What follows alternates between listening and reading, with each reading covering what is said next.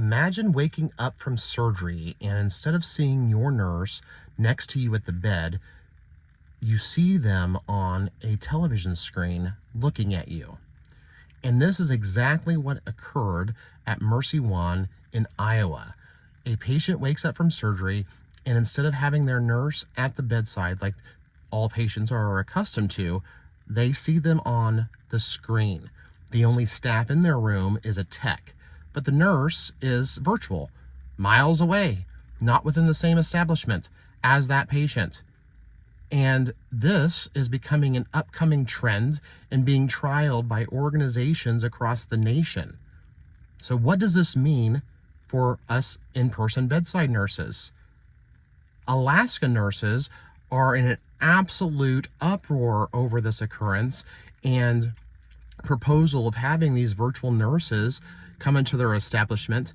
Now, Alaska nurses are under a union, and their union stewards are really fighting against any implementation of having these virtual nurses. Now, Alaska's reasoning is the same as Iowa's reasoning, and that is to help mitigate the so-called nursing shortage.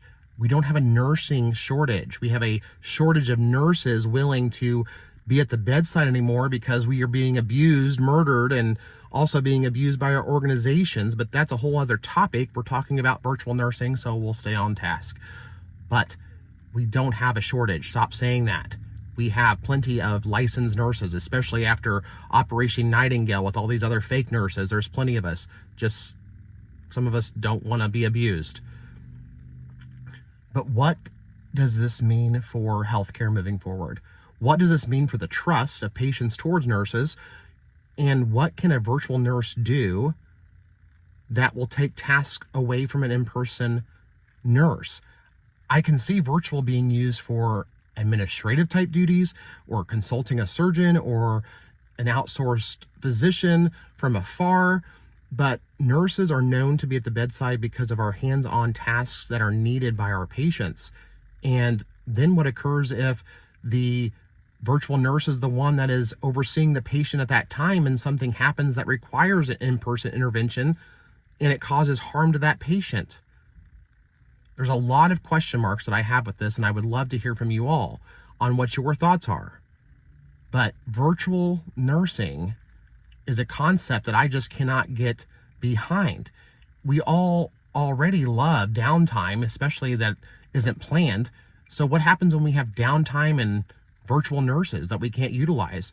What happens when we staff our units with virtual nurses and in-person nurses, and we go into downtime and we don't have enough virtual nurses to take the tasks that now are going to be put back onto the in-person nurses that we weren't in-person staffed for that day? That's going to cause so much more work on the in-person license. I just have a lot of concerns with this, and I would really like to hear what everyone else's thoughts are on this.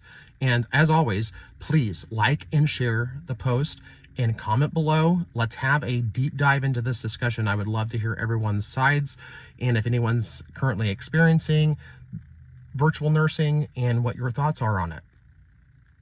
I don't like it.